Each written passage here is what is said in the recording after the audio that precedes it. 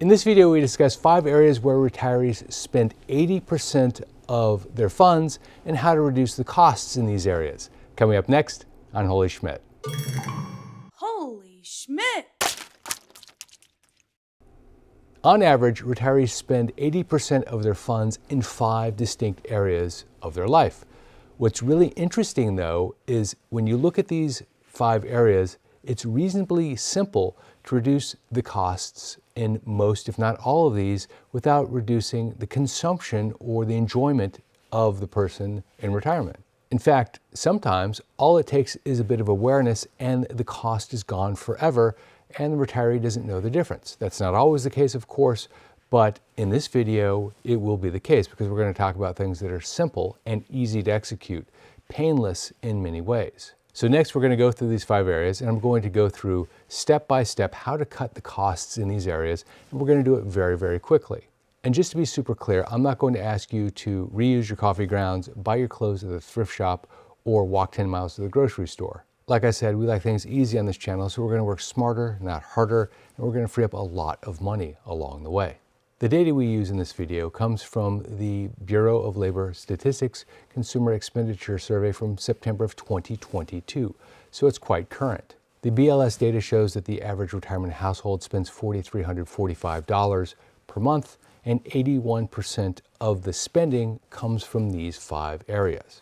Your actual amount may be higher or lower depending on your retirement aspirations and your retirement planning, but the bottom line is if you break it up, it's going to be about 80% more or less, no matter how much you're spending, if you are like most people. The first thing I'm going to do is ask you to suspend disbelief on one particular thing, and that is that cutting costs equals pain or uncomfortable actions. In many cases, it doesn't. It's just an awareness thing, as I pointed out before. The fact is, if it does cause pain, it either leads to a grumpy existence or you're going to give up. And as I said, I don't want you to give up. I want you to succeed in retirement, and this will help you help yourself. So think of this as a game, and any choice is the right choice as long as A, it reduces your costs, and B, doesn't change your enjoyment of your retirement. Your reward for playing the game is that you will have a stack of money at the end of every month. The better you are at the game, the bigger the stack. One final note, this video is how to reduce your own costs in retirement, not costs that somebody else pays for or that you get for free. For example, if you live near a major university, oftentimes the university will allow folks that are in retirement to audit the class for free. No college credit, but it's a $2,000 class or more. And your cost might be $100, that's the cost for the book. So the total cost for you is $100, not $2,100. I'm going to go through these from the lowest expenditure to the highest expenditure, number 1 being the lowest and number 5 being the highest. And one final point, if you were to guess category number 5 right now, many of you would guess the wrong category, believe it or not. So write down what you think category number 5 is and check me at the end. All right, let's go. But before we do, please consider liking this video so that others can find the video here on YouTube.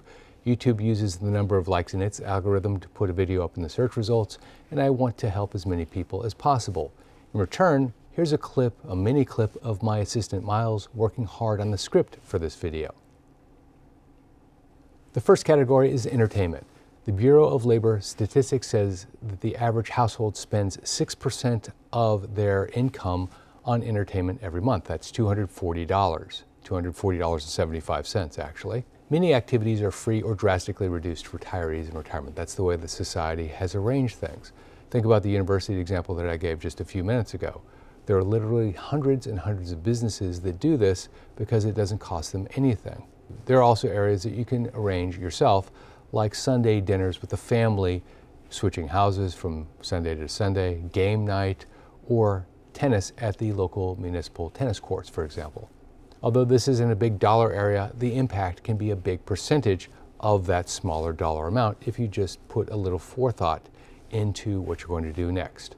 The next category is food. Food represents 12% of the average retirement household spending. That's $540.38. There are 3 very easy ways to reduce the costs of groceries without reducing the quality of the food or the amount of the food that you receive. None of these require coupons or store sales. Remember, I said that this video is about making things easy. Couponing is not easy. You actually have to cut them out or find them. We want to make it simple so that you'll actually follow through. But there is one really important statistic that you need to know about groceries. Statistically, you will throw out between 30 and 40% of all of the food that you buy at the grocery store. 1/3, over 1/3 actually. So the focal point is not getting your food for less, although I'll show you how to do that in example number 3. It's going to be how to consume the food that you actually buy in totality. Step 1 is to use a list. This is the tried and true method. Everybody talks about it, but I will tell you, when I go to the grocery store, I seem to be the only one with a list. So using a list will help you not buy excess. It will help you not buy double on certain items. Now you say, Jeff, I never buy double. Well, let me ask you a question. If you've ever been to the hardware store, have you ever bought a hammer? How many hammers do you personally own? This is a hammer I bought the other day. It has a great hickory handle, a hardened steel head. It's a wonderful hammer. It's very light and can get the job done. When I got it home, I put it in my tool chest right there next to 3 other hammers that look just like it. The fact of the matter is, people think that 2 of something is okay, because eventually they'll get around to using both. But when they get around to the second one, it has either expired or they've changed their mind. Shopping with a list means that you'll be less tempted to buy things that you don't necessarily need and just throw something in the cart because it looks good on the fly. But here's the downside of the list. It's the single most dangerous part of a list. You may be able to buy the right things, but you buy them at the wrong time or the wrong amounts, and so therefore you buy food that still expires before you can use it. And unfortunately, the most expensive food is also the food that expires first. Think about things like sliced meat, fruit, vegetables, bagels, if you like to get fresh bagels, for example. I'm thinking about my own list from today. And of course, grocery stores now have prepared food so that if you want to buy an entire meal, you can, and it's available to you to reheat at some point in the future. But here's the problem with all of that. After 3 days, that type of food, everything on that list, starts to become questionable in your refrigerator. After 5 days, it's time to throw it out. So that brings me to point number 2, and it's actually quite a bit of fun. If you like to shop, then go to the grocery store more frequently and buy less every time that you go. Instead of buying a dozen bagels, buy 2. Instead of buying a pound of deli meat, buy a 1/4 of a pound. Oh, and how to use your list in this situation? Separate it. The top half is perishable food, the bottom half is staple food. And number 3, the way to save money on the exact same purchases, buy store brands. Now before you say, ugh, I hear you, but listen, because this is super important. Have you ever been to Whole Foods? Whole Foods has basically their own store brand, and that's just about it. It's called 365. In fact, if you go to Whole Foods, there's a tagline that people use for Whole Foods. I'm not sure if Whole Foods put it out there, someone else did. It's called Splurge and Save. Now, I'm sure you know that Whole Foods doesn't manufacture all of the product themselves. They private label all 3,500 items that are under the 365 brand, or most of them, largely all of them actually. But if you talk to the average person who shops at Whole Foods, they don't talk about saving money. They talk about how great the food is. It's organic. They get me because they don't do this, this, or this, the way that they package and market their own products and services. The Whole Foods 365 brand is a super brand. It's like buying jewelry at Tiffany. You may be able to buy the same thing someplace else for far less money, but you're buying it at Tiffany. Well, you're buying your food at Whole Foods. It's the subject of many conversations. The store bag, the reusable store bag, oftentimes sits on countertops because it's a display of who you are as a person if you shop at Whole Foods. And most importantly, the people that shop at Whole Foods generally feel great when they're eating the food. They think that they've done something really wonderful for their family. And because it's organic, they probably have. So why do people feel really good about buying private label at Whole Foods, but feel kind of funny about buying private label at a store like Stop and Shop? Well, that's a good question. Because when you buy private label at Whole Foods, you're not buying it to save money. You're buying it to get organic. When you buy private label at Stop and Shop, you're buying it to save money. It doesn't feel good when you're buying it or when you're eating it, even though private label is generally, in fact, almost always the exact same great manufacturer as the branded label products that are out there. It's the exact same product in the exact same packaging with a different label. And it's right there in every category: fresh, frozen, refrigerated, canned. Non-food items like medicine, for example, at least over-the-counter medicine, are world-renowned for having their product placed right next to the exact same product with the exact same manufacturer side by side. The difference? The label. Store brands will save you 20 to 25% off of the same exact product, usually made in the same exact factory. The fact is, most people cannot tell the difference. But there's one huge exception to this rule, and that is if you are a couponer or super couponer, meaning you use coupons and you use those in conjunction with a store flyer, you can save a lot more money by doing it that way. If this is your household and this is an obsession with your household, it's virtually impossible to beat the 1-2 punch of couponing and store flyers if you do it right. This is particularly true if you buy in bulk, you use multiple coupons, you buy more than one newspaper on the weekend just for coupons, for example. But remember what I said, this video is about making things easy, and that is the opposite of easy. So for this video, let's stick with purchasing private label product because it's easy. How do you know who manufactured the product that you're buying? Well, oftentimes the store will make it easy for you. They'll put their product in the same packaging next to the other product, and the packages are identical except for the label.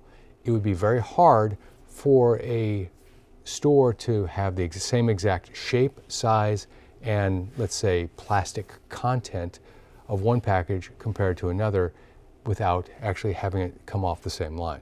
If there isn't a side-by-side comparison, oftentimes the label itself will tell you. It might say manufactured by General Mills in, you name the city.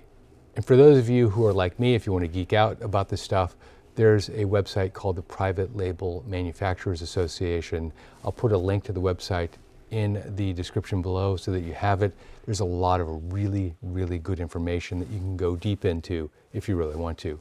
Remember at the beginning of the video, I said that there's one category that most people will guess is the most expensive category, but they'll probably get it wrong. This is that category. It's healthcare. A lot of people say that they spend an exorbitant amount of money in healthcare in retirement. Now, don't get me wrong, 13%, which is the number, 13%, $585 is the average monthly spend on healthcare. That's not a small number. But when I think of someone who says that they spend a tremendous amount of money in healthcare, oftentimes what comes to mind is that they're paying for a lot of the procedures themselves. The average is 13% for a household, $585, by the way. This is broken down into prescriptions, co-pays, co-insurance, services that are higher than usual and customary, and unusual treatments that aren't necessarily covered by Medicare or some of the supplements out there. So how do you reduce costs in this area?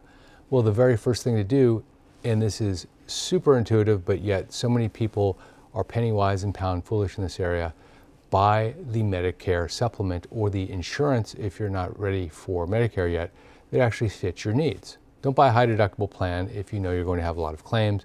Generally, people know when they're going to utilize a health insurance policy because they have been doing it their entire life.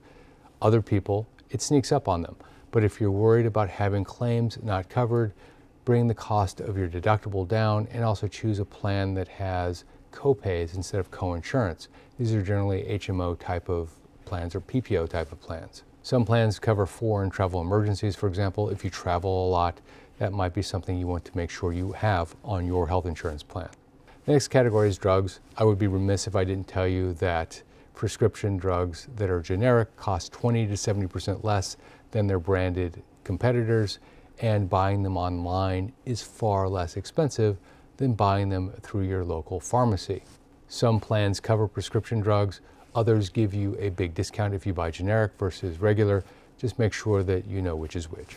And in conjunction with that, the next piece of advice is study your healthcare plan and know what it pays completely. 9 out of 10 people do not know what is covered on their healthcare plan, not even the percentage of the copay or the co-insurance on the service that you are receiving. And the problem is if you're not looking out for it, the insurance provider won't either most of the time. So, for example, if you submit a claim with the wrong code and they deny it, sometimes people just never resubmit again. They just pay it out of pocket, which is a mistake. Insurance companies routinely pay the wrong percentage. and sometimes just deny claims altogether, as I mentioned before. But being on top of what is due to you will save you a lot of money on healthcare. And under healthcare, understand the difference between an inpatient treatment and an outpatient treatment, because there's a huge cost difference, and sometimes that cost rolls down to you. Last week I spent the night in the hospital for something that turned out to be nothing, fortunately. When it came time for the decision to be made, I didn't fully understand why I was overnighting in the hospital, and you would have heard me mumble some things under my breath as they were wheeling me upstairs. Still, the emergency room doctor said, "You need to spend the night." The next morning, the doctor on duty came in, she gave me a clean bill of health and sent me on my way. As you get older, undoubtedly you will need medical attention from time to time. Knowing this in advance means that you can plan for it and keep costs down. When you have a pre-planned treatment, know the difference between inpatient and outpatient and what the cost difference is to you. When it's an emergency, as it was for me, sometimes you don't have a choice, but know your options, because sometimes you need to overnight and sometimes you don't. Along those same lines, pre-plan your doctor visits, urgent care visits, and emergency room visits. Now you say, how can I pre-plan an emergency room visit? It's very simple. If you know which emergency rooms take your health insurance with a modest deductible or copay and which ones don't, choose the ones that have the modest copay unless you think the treatment's going to be better at a different center, of course. And just for completeness, I'm going to talk about the health savings account because there's a lot of discussion about the triple tax advantage of one. Yes, it is triple tax advantage. Going in, and coming out, each are done in the most tax efficient way. But know this, if you have an HSA, this means that you have chosen a high deductible health insurance plan. And this is great if you don't have claims, but the minute you start having claims, if you haven't built the cushion in your HSA, you're going to be paying those out of pocket. Transportation comes in number 4 at 14%, $592. This category includes things like your car payment, your insurance, fuel for your car, public transportation, meaning buses, trains, and subways, etc. We'll focus on the most common one here, which is your car, because this is where you can have the biggest impact in terms of savings.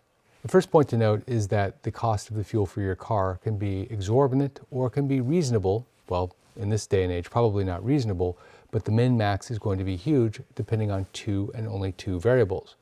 What are the local taxes on fuel, and what is the mindset of the owner of the gas station?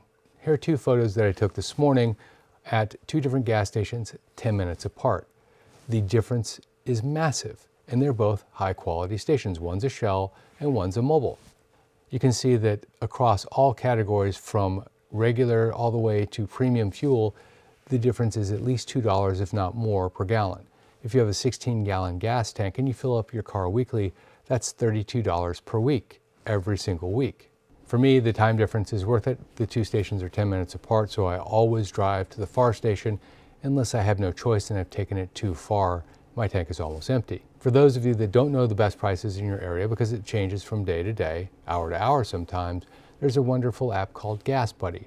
And this is a user-driven app, meaning when you pull into a station and you look at the price, you punch it in or someone punches it in so that it has up-to-the-minute data about what that station is charging. And of course, it's worth noting that stations that charge high prices, like say $6.99 a gallon for premium gasoline, won't exactly be falling all over themselves to input that information themselves. So the users of the stations are the ones that have to do it. But the good news is that if the price is exorbitant, there's a very good chance that someone will be so upset that they enter the data into Gas Buddy. In fact, many people will be so upset that they enter the data into Gas Buddy. Conversely, if it is a bargain, if you want to use that term in this day and age, they will equally be motivated to enter that data. So Gas Buddy is a great app and it's absolutely free. The next category is insurance. Let me start off by saying that not all insurance is equal. Some companies pay claims very well, others pay them very poorly. They have a very low, what's called usual and customary. The second type of company will present you with a low ball option in terms of their settlement. And if you agree, you've then settled for a number much lower than your actual cost in many cases. Some will hold your hand through the entire process, even give you a list of preferred vendors so that you don't have any shock costs that you didn't see coming. Others will tell you you're on your own and then submit the claim and we'll see how you go. Before you even get into price, spend time looking at complaints on the names of the insurance companies that you're considering. The good news is that we're in the day of the internet, so it's pretty easy to find the top 10 insurance companies in category X or the worst 10 in category X. Once you've done the research and you know which are the good companies and which are the not so good companies, then you start gathering prices. And the way to do this is you compare prices as a package and individually. For example, you can combine your homeowner's insurance and your car insurance in many cases and get a discount. Other times it actually pays to break those up with different companies. Also, let your carrier know if you're retired that you're not driving to work every day, because often they charge you your premium based on the amount of miles that you drive if you're talking about automobile insurance. Gently used cars are generally better than new cars. This is because when you buy a car, it depreciates quickly, but it ages slowly. So when you buy a car that's largely depreciated or has had a big depreciation bump, but yet has 80% life on it, you're going to get a great deal. And most importantly, some retirees don't even need cars. And in that situation, renting an automobile when you need it makes a lot more sense than owning one. For example, if you live in New York City, you'll probably pay something like this for a car. You'll have a car payment that might run $500 a month. You'll have insurance on that car in New York City that might run $300 a month. And you'll have parking costs for that car that might run $500 a month. The cost to own that automobile is $1,300 a month before fuel. The math is probably the same for places like Boston, San Francisco, and other major cities where you live in the city center. If you don't drive regularly and you live in a special situation such as this, consider renting rather than owning, and you'll save a lot of money. I will note, though, that if you rely on your credit card for insurance, and a lot of people know that you can actually get collision insurance on your credit card, there are some pretty significant limitations, and you should know what those are. For example, the American Express Green Card has a $50,000 collision limitation. It has a $75,000 limitation on the Platinum Card. The difference between the two might be the reason to upgrade to the Platinum Card if you're considering one versus the other. It also pays to know what's covered and what's not beyond just the dollar amount. For example, if you have a car and you have insurance, you lend a friend a car, they are covered by your insurance usually. If you lend a friend your rental or your spouse or a family member and they're driving and they're of age and you get into an accident, most of the time your credit card company will not pay for the damage that they were part of. And the single most expensive area, housing. That's number 5. As I said at the beginning of the video, a lot of people would have thought that healthcare was the single most expensive category simply because of conversations they might have had with other people. But remember the college example that I gave. Somebody pays for it, but not you. In this case, if you have insurance, the insurance company is going to cover a lot of the costs, Medicare, Medicare supplements, etc. So even though you may go through and spend several $100,000 in retirement on medical costs, most of that is covered elsewhere. Housing represents $1,573 or 36% of the average retirement household's monthly spend. This number includes things like a mortgage payment, if there is a mortgage payment, maintenance, electricity, gas, etc. Now, how do you reduce this? Well, let me begin with the one that everybody talks about, but is virtually impossible to action, at least at a point in time, and that is to pay off your mortgage. It is true, without a mortgage, you don't have a mortgage payment, and that can be a very big number in retirement. But, and this is a huge but, if I was to say to you today, if you have a mortgage, okay, go out and pay off your mortgage and you'll be good to go. Most people couldn't actually do that without doing something like liquidating their 401k, and even then they might not be able to accomplish that task. Paying off your mortgage solves a lot of problems. It's a great goal, but let's assume that you can't do it at a point in time, but you're going to have to do it over a period of time. And let's focus on the easy wins on this video. If you want your housing costs to go down, first of all, you can move to a smaller home. This automatically reduces consumption. Your utility bill should be less, assuming that everything else is equal. Your maintenance and insurance should be less, and the upkeep of your house should be less. If you want to bring the cost down further, research low-cost areas outside of your hometown. There are a lot of towns in this country that are far less expensive than where you live today, more than likely. And if you really, really want to reduce your costs, you can leave the country. There's a lot of benefit to doing this. For example, if you go to Costa Rica or other places around the world, the costs to live there are a fraction of what they are here in the United States. But let's assume that you don't want to leave your town. Another option is to move into a community of 55 plus. At some point, you'll probably do it anyway, at least you'll certainly consider it. A lot of the costs associated with maintaining everything from landscaping to mechanicals within the broader community are covered by a homeowner's payment. You're spreading that cost amongst 40, 50, 60, hundreds of different families in many cases, and that makes your cost go way down. But let's say that you don't want to do any of that, you want to stay exactly where you are. Well, at the very least, talk to your town, your local municipality, the place where you pay your taxes, and let them know that you're retired and you won't be using the school system more than likely. And they in turn may give you a break on your local taxes. And if you're entering retirement and you have an older home, just make sure that all of your appliances are up to date and everything from your air conditioner to your heating unit is cleaned, modernized, your roof, of course, as well as the other related items that you have to pay for in their big ticket. Not only will new appliances save you money on your utility bill, but also you won't have repair bills, at least for a while. Now, you'll notice that this video is a little longer than most of my videos. Most of my videos are somewhere between 6 and 12, maybe even 15 minutes. That is because this video has a lot of information that is really powerful. So if you know someone that needs this information, there's a forward button at the bottom of the screen. Make sure you click forward and send it on to them. You can do it in so many different ways. Also, check out my video from a few weeks ago on 10 ways to completely blow up your retirement. It's turning out to be one of my most popular. This is Jeff Schmidt. Thanks for watching.